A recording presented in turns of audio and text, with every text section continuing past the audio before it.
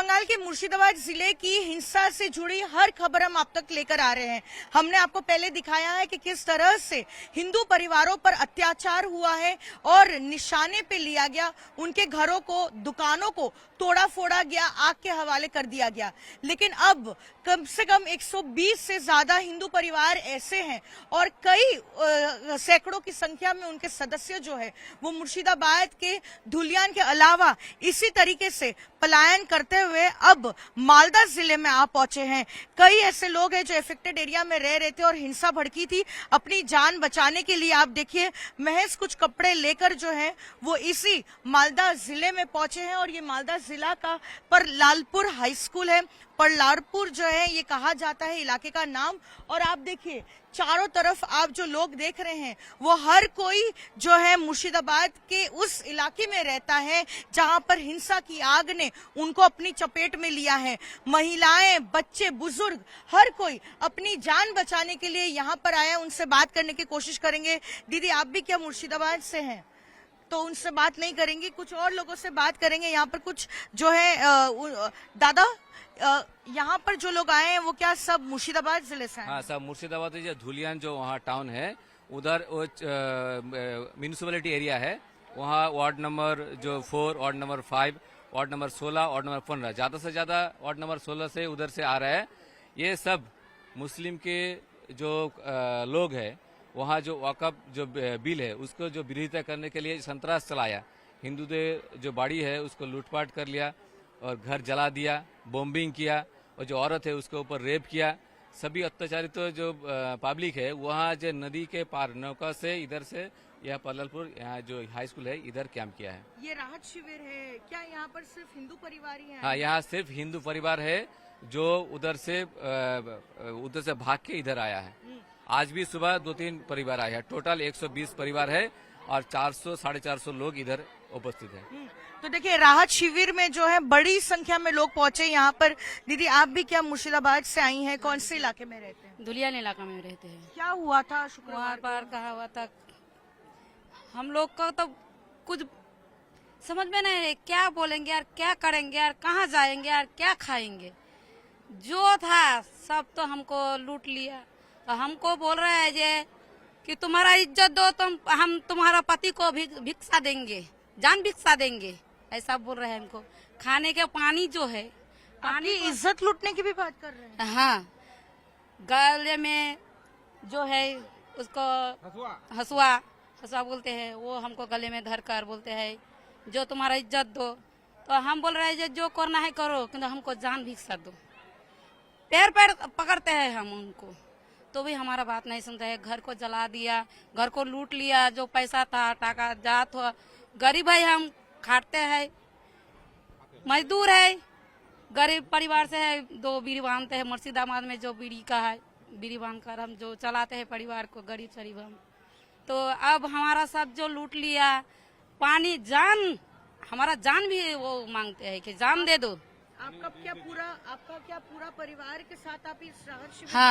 हाँ, पूरा परिवार के साथ राहत शिविर है। सब वहाँ पर पानी के जो टंकी है तो उसमें विष मिला दिया, उसमें भी जहर डाल दिया। तो जिन्होंने जो मुस्लिम है वहाँ का काउंसिलर है। ये क्या वहीं के लोग? हाँ, वही के लोग है। बाहर से आए हैं कि कौन जगह से आए हैं दीदी हम तो नहीं जानते हैं, किंतु हम जो लोकल है उसको हम पहचानते हैं। तो हम उसको देख रहे हैं जो वो भाई है। हाँ, सब मुखार बेदे आछे की बोलबो। यार देखिए और महिलाएं हैं, उनसे बात करेंगे। दीदी आप भी क्या मुर्शिदाबाद से आई हैं? कौन सा इलाका से? धुलियान থেকে। क्या हुआ आपके घर पर? ঘর পরে তো পুড়িয়ে দিয়েছে, আগুন ধরিয়ে দিয়েছে। কাউন্সিলরের সব সাপোর্ট আছে, ফোর্সে কিছু বলে না, পাবলিককে ফিরেছে, ফোর্স বাইরে চলে যাচ্ছে। এই তো আমরা যাচ্ছি, আমরা ঢাল টোল ছাড়ছে, ঘরে বম ছুড়ে দিচ্ছে, পিস্তল গুলি ছাড়ছে, এতে ওগুলো করছে। ঘরে পেট্রোল আগুন জ্বালিয়ে দিচ্ছে, কাপড় টুপড় সবই ছিঁড়ে ধরেন এগুলো করছে। মেয়ে ছেলের উপর অত্যাচার চালাইছে। তো বাচ্চাদের নিয়ে এখানে চলে আসছে? হ্যাঁ, বাচ্চা ছেলেগুলোকে মারধর করছে, বাচ্চা ছেলেগুলোকে মারধর করছে। তো আমরা জানলে এখন বেঁচে এসেছি এরকম। তো ছোট বাচ্চা আছে দিদি, ছোট 1.5 বছরকার বাচ্চা আছে, গলায় হেসে ধরে আছে। আমাদেরকে বিষ দিয়েছে, জোর মস্তি গায়ে পেট্রোল ঢালছে, জোর মস্তি গায়ে পেট্রোল ঢালছে, দিয়ে বলছে কি তোমরাকে মানে নামও নিশান মিটিয়ে দেবো, হিন্দুর নামও নিশান মিটিয়ে দিব। তো আপনার কি দোষ? আপনি হিন্দু বলেই অত্যাচারটা হলো? হ্যাঁ, হিন্দু বলে, আমরা হিন্দু বলে। আমাদের দোষ হলো যে আমরা হিন্দু। হিন্দু আছে ওখানে রাখবো না, ওদের হিসাবে কটাকে রাখবো না এখানে। लेकिन पुलिस नहीं आई मदद करने के लिए? না, যখন আমাদের সব ঘর দুয়ার লুট করা হয়ে গেছে, আগুন লাগিয়ে দিয়েছে, আমাদেরকে গলায় গায়ে পেট্রোল ঢালছে, তখন পুলিশ আসেনি। আমরা বলছি থানাতে ফোন করছি, কাউন্সিলরকে ফোন করছি যে আপনি কাউন্সিলর আছেন, আপনার তো কিছু দায়িত্ববোধ আছে যে আপনি দায়িত্ব সহকারে আপনি কাজ করুন।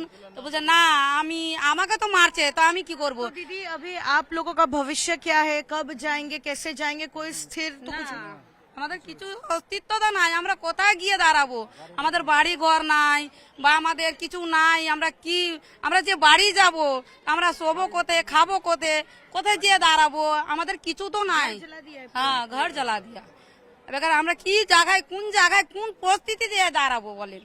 देखिए, इन सभी जो लोग हैं उनकी आप परिस्थिति को समझने की कोशिश कीजिए। ये कह रहे हैं कि उनके तरह जो है सैकड़ों ऐसे परिवार हैं हिंदू के जो मुर्शिदाबाद के धुलियान में रहते थे और उनका घर जला दिया गया है, बच्चों को लेकर, अपने परिवार सदस्यों को लेकर, और कोई उपाय नहीं है। और जो है वो इस राहत शिविर में आप पहुंचे हैं मालदा जिले के, और हम आपको सिर्फ दिखाते हैं इस राहत शिविर की तस्वीरें। आप देखिए यहाँ पर कितनी बड़ी संख्या में यहाँ पर लोग पहुंचे हैं।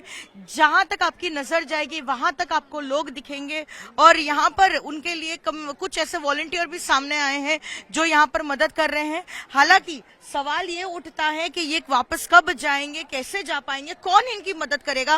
इन सवालों का उत्तर देने के लिए कोई भी नहीं है, क्योंकि इनका कहना है कि इनका घर जला दिया गया है। कुछ लोगों की खुद की दुकानें थी, इन परिवार वालों की दुकान को भी जो है तोड़ा फोड़ा गया है, आग के हवाले किया गया है। पैसे कमाने का जो जरिया था वो भी पूरी तरीके से नष्ट कर दिया है। ऐसे में अब सरकार इन तमाम लोगों के लिए जो अपने घर से इतने कोसों दूर यहाँ पर मुर्शिदाबाद के पास के मालदा जिले में आकर फिलहाल इस राहत शिविर में रुक रहे हैं, उनका क्या होगा? अब यही सवाल जो है सरकार को जवाब देना होगा। लेकिन इस बीच आपको बताते हैं कि यहाँ पर लगातार जो संख्या है परिवारों की वो अब बढ़ती चली जा रही है, क्योंकि परसों से यहाँ पर लोग आना शुरू किए थे जो मुर्शिदाबाद से पलायन करके यहाँ मालदा पहुंच रहे थे। अब धीरे धीरे यहाँ पर भी लोगों की संख्या बढ़ रही है। अभी भी कुछ ऐसे इलाके हैं जहाँ पर बेहद तनाव बना हुआ है। कुछ ऐसे परिवार हैं जो तनाव की वजह से निकल नहीं पा रहे थे, वो आज भी यहाँ पर आए हैं और लगातार जो है नदी पार करके जो है अपना थोड़ा बहुत सामान लेकर, बच्चों को लेकर जो है यहाँ पर आए हैं, बस अपनी जान बचाने के लिए। मुर्शिदाबाद हिंसा ने सैकड़ों हिंदू परिवारों को अपनी चपेट में लिया है। धुलियान इलाके में रहने वाले करीबन 120 ऐसे हिंदू परिवार हैं जो अपना घर छोड़ने को मजबूर किए गए हैं। उनका घर बार लूट लिया गया, दुकानें लूट ली गई और जो है आगजनी भी की गई। हमारे पीछे का जो दृश्य है वो आपको हैरान करेगा, परेशान करेगा, क्योंकि ये मालदा जिले का एक राहत शिविर है और यहाँ पर जो तमाम लोग आप देख रहे हैं वो हर कोई मुर्शिदाबाद के धुलियान इलाके में रहता था।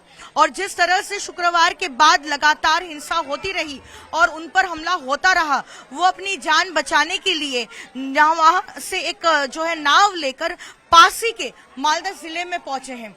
फिलहाल ये लल्हारपुर हाई स्कूल है और यहाँ पर इसे एक राहत शिविर में तब्दील किया गया है। और जो हिंदू परिवार यहाँ पर पहुंचे हैं फिलहाल उनके लिए खाने पीने का भी इंतजाम किया गया है। कुछ लोग सामने आए हैं, उन्होंने वॉलंटियर किया है और कुछ यहाँ पर जो है सरकार की ओर से भी मदद की जा रही है, राज्य सरकार की ओर से।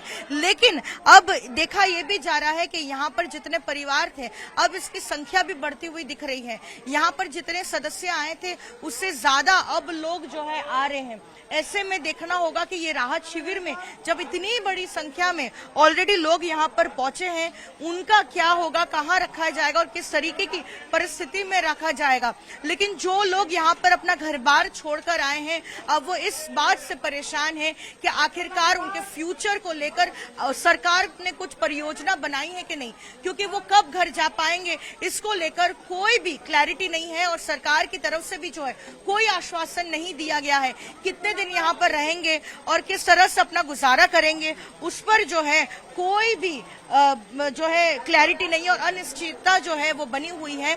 ऐसे में अब सरकार को देखना होगा कि जो लोग बेघर हो चुके हैं इतनी बड़ी संख्या में, वो कब अपने घरों को वापस जा पाएंगे।